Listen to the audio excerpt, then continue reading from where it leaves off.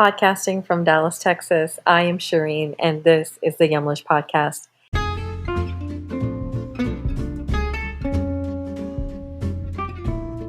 Yumlish empowers people with chronic conditions like type 2 diabetes and heart disease to take charge of their health through diet.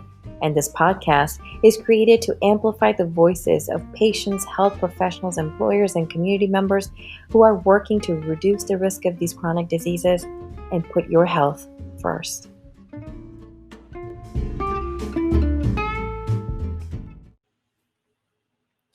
Nurse Practitioner Lauren Wright talks to us about her research in psychoneuroimmunology, gestational diabetes, the problem with giving up breastfeeding too soon, and its implications on the mom and the baby.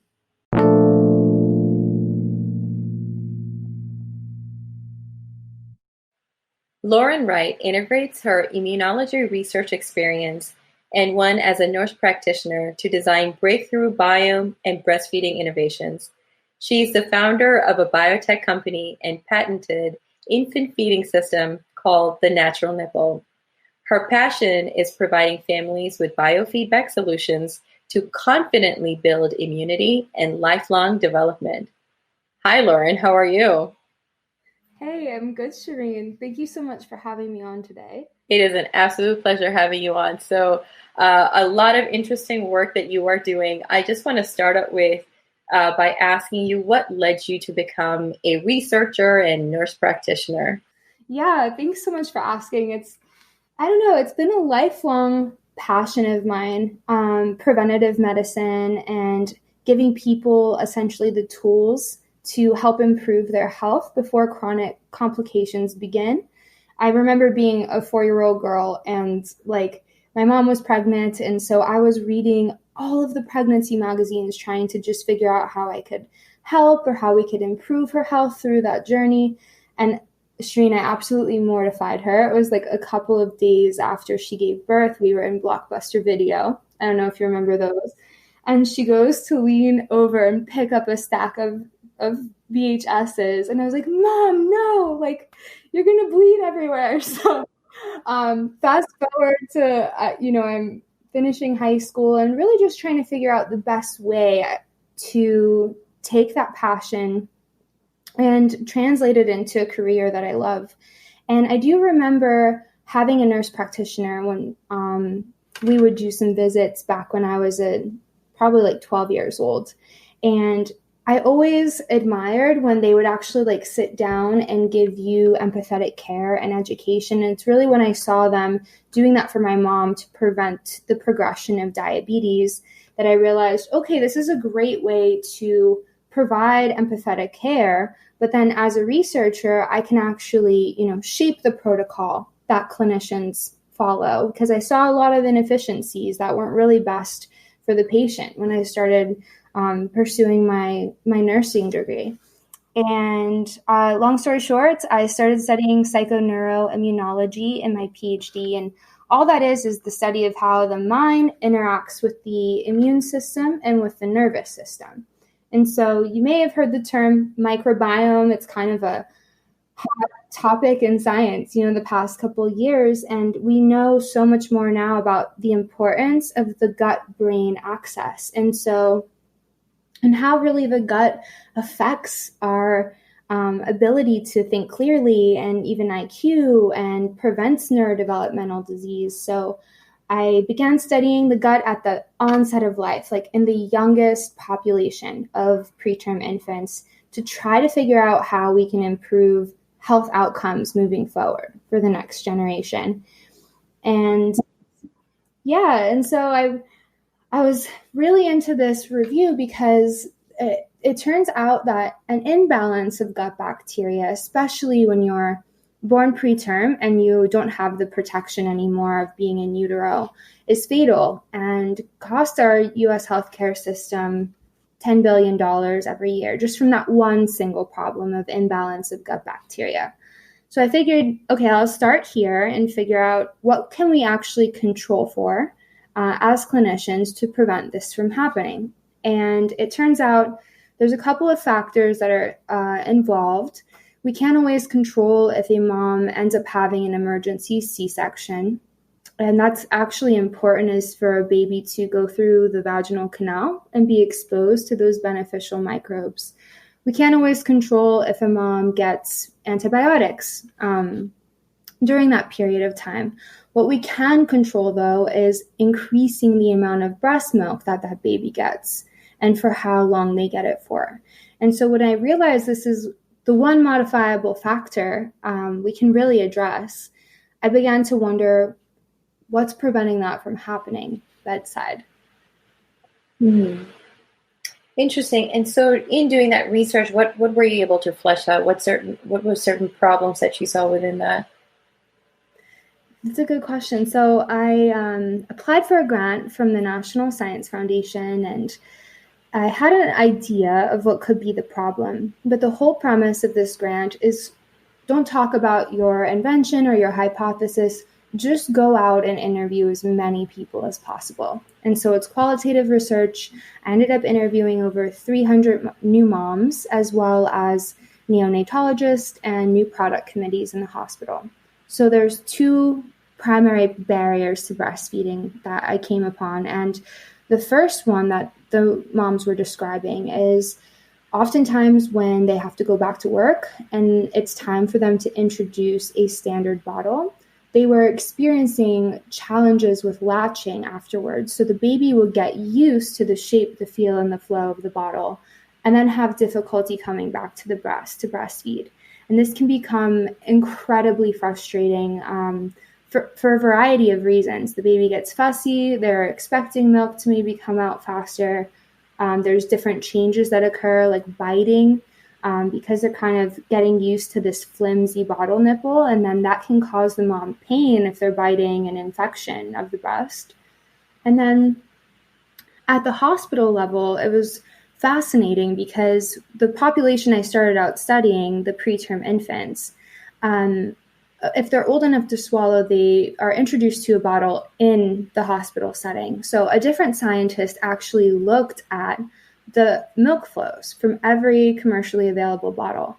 And when I saw this data stream, I was shocked because if you can just imagine a fire hose, essentially, like flooding a preterm infant's mouth, that's really more often than not what's happening. And so that's dangerous because not only if the baby can usually swallow, can it cause choking risk and different episodes of lowered heart rate and decreased oxygen, which is terrible for brain development. But for the hospital, it's a huge problem because they're actually increasing their consult and length of stay costs. So much so we average $6,000 per preterm infant. And so that is not reimbursable by insurance. And I remember thinking, I'm like, okay, well, what can we do to solve this? You know, for the moms, there's also something called reverse nipple confusion I became acquainted with, where, you know, dad just wants to help. Maybe you're not even at that point where you're going back to work, but you want to feed your pumped milk to the infant and just get some sleep, because rest is so crucial to help your body recover after the birthing experience. And if the baby is so used to the breast that they can't take the bottle, it can be a real challenge for fathers too, who just want to experience some bonding time with their infant and want to have skin-to-skin contact with their child.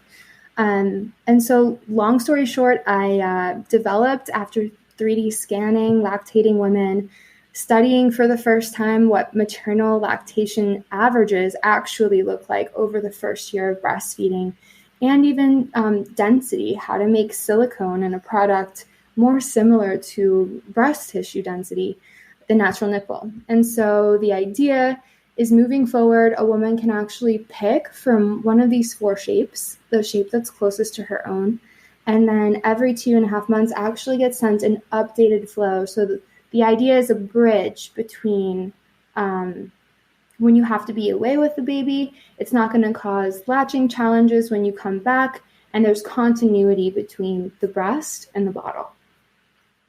Interesting. And so what I do hear normally is that, you know, moms sort of get frustrated with you know, trying to move back and forth between the bottle and breastfeeding naturally.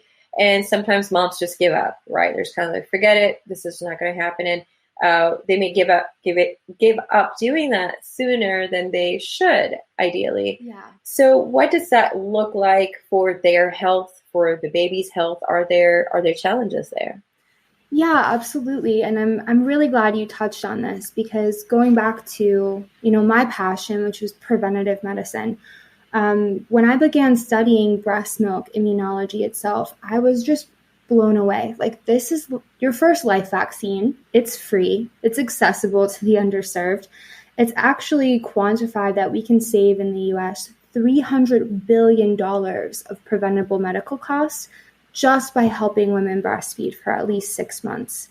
And I could nerd out all day in terms of molecularly how that's happening. But the reality is that it reduces inflammatory conditions moving forward for the baby and enhances lifelong development. So we see less ADHD, less autism, less neurodevelopmental delays, improved IQ, less anxiety and depression when we actually start measuring that in adolescence.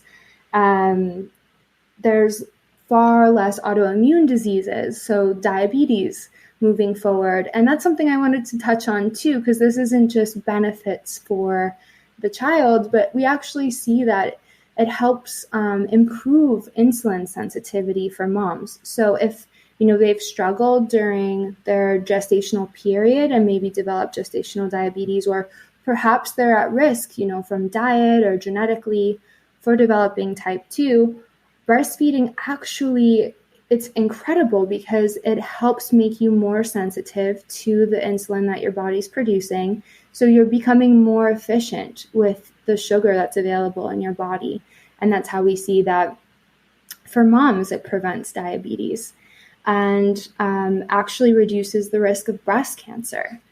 And there was a study actually longitudinally, and it was over like 1,500 women, and they saw that women that breastfed for at least 6 months were actually 48% less likely. Like, that's huge to go on and develop diabetes.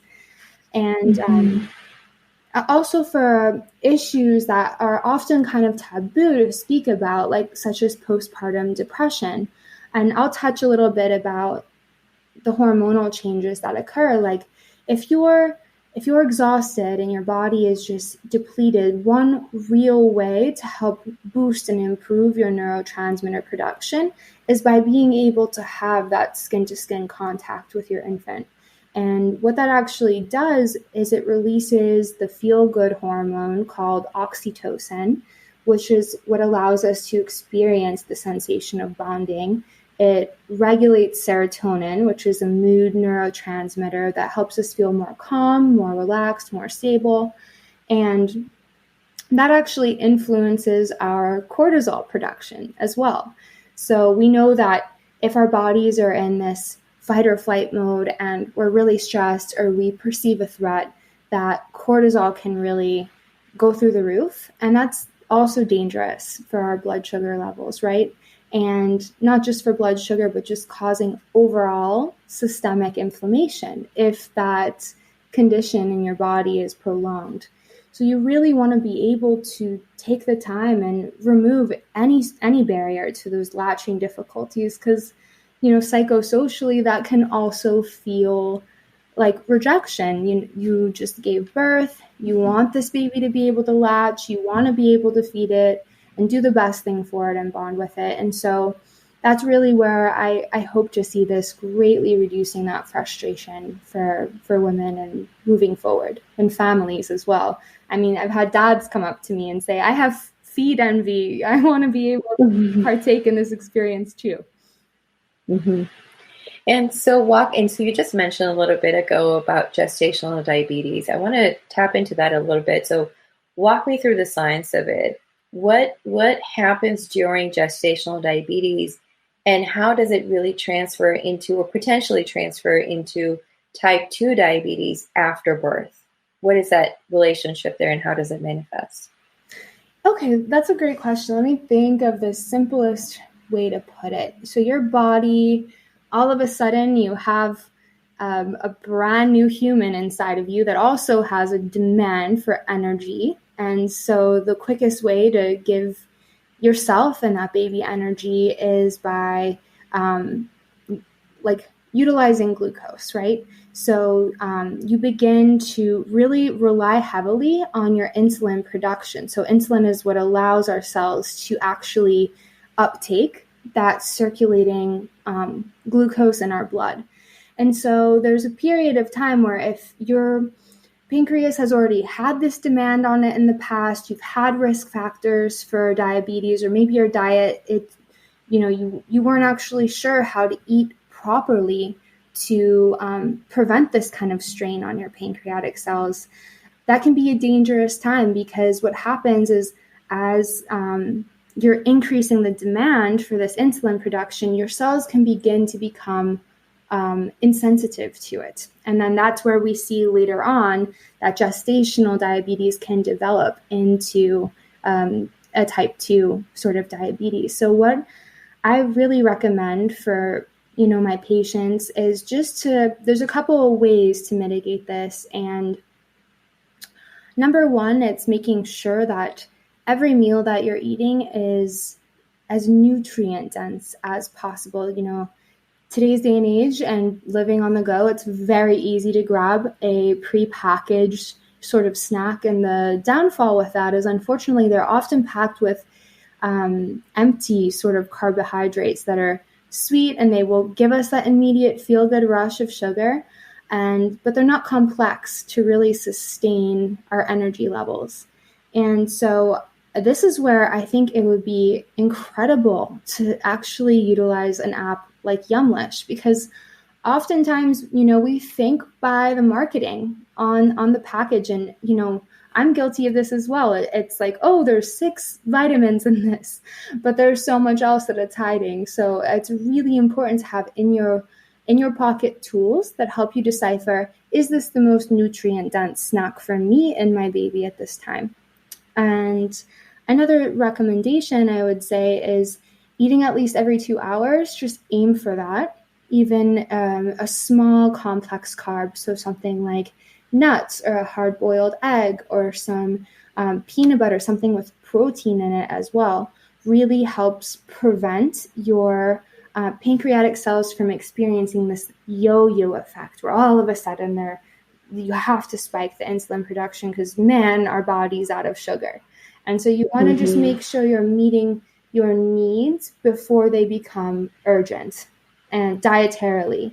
And that's why I'm so excited, Shireen, for what you've developed with Yumlish, because it is very confusing to navigate our food choices. Thank you. Thank you so much for that. And so you were talking about some of the things that women can do to stay healthy during their pregnancy, especially if they have gestational diabetes. Are there other tips that you can share to that end? So I know you mentioned the eating healthy, the nutrition dense foods. Anything outside of nutrition, perhaps, that they can do? That's a great question. So aside from nutrition, actually breastfeeding we see, and I touched on that a little bit, but the longer that you breastfeed, that really does decrease your risk of developing diabetes because of the way that it helps regulate cortisol. And you actually are burning about 500 calories per breastfeeding session, believe it or not. So it's incredibly good for you and incredibly good for your baby's development. Also, I know you hear this often, but not being afraid to just get active. Sometimes there are certain conditions that require a bit of bed rest, but the best recoveries I've seen are moms that just get up. And I had a mom that's one of my close friends that just did like a 5K the next day after she got home. Your body is just so much more capable and dynamic than sometimes we allow our minds to believe. So when you're encouraged to just get up and move and make sure that your blood is circulating, or get involved in like a local yoga studio where you can also utilize that for relaxation. Those are some ways outside of diet, I would say, that you can help manage the effects of gestational diabetes. Okay. And so when you mentioned about the standard bottle and how it's sort of failing us in that it is there are flow concerns there, why do you think the standard bottle design hasn't changed in years? Why do we still have this problem? I'm so glad you asked that.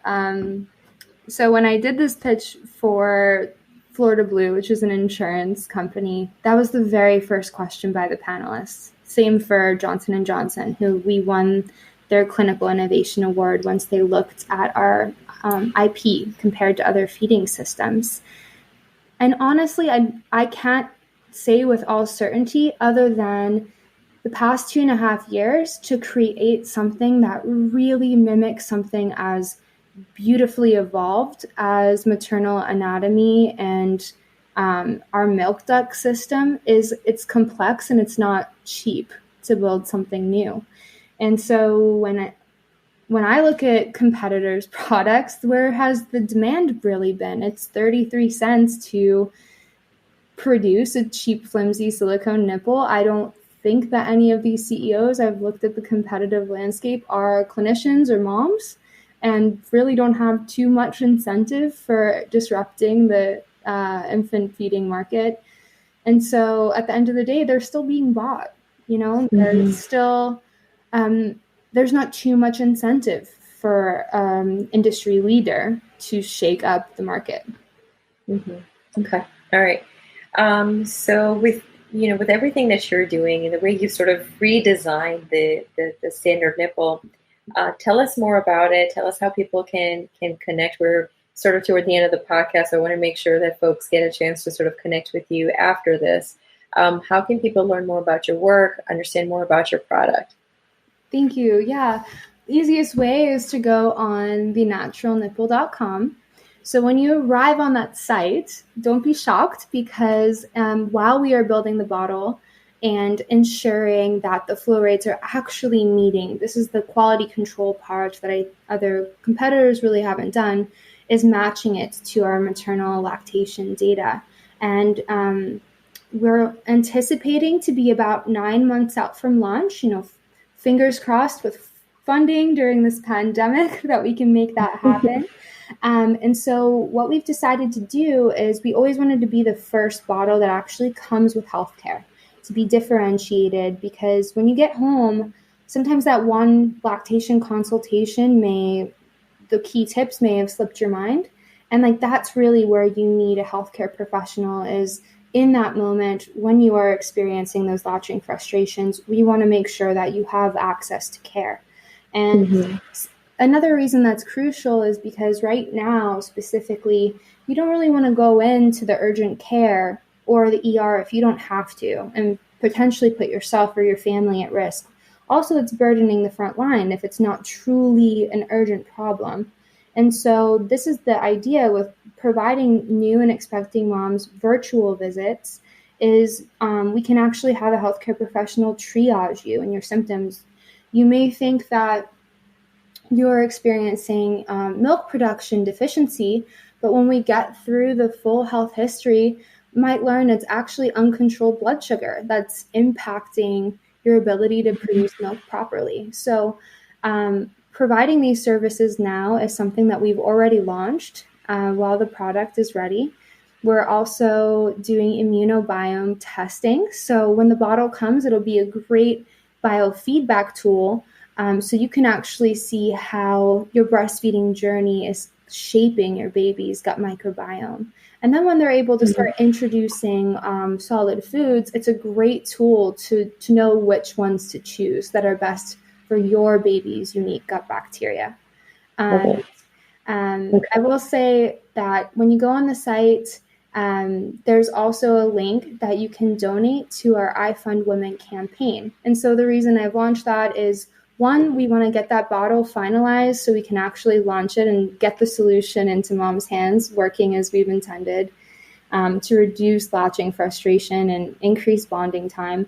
And then also, we are giving moms those virtual visits covered if we make our goal in the I Fund Women campaign. We want to I love it. everyone has access to care. I love it. I love it. And so repeat the website one more time. It's thenaturalnipple.com. And if you go on our Instagram, that's our most active social media network. And it's at The Natural Nipple. Got it. Okay. And we'll link all of that in the show notes. Thank you so much for your time, Lauren. Really appreciate it. Thank you. Thank you. Have a good one. You too.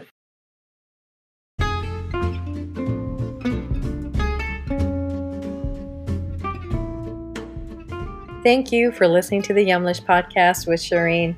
If you like our show and want to learn more, you can find information at yumlish.com. You can also leave us a review here. We will see you at the next one. And remember, your health always comes first.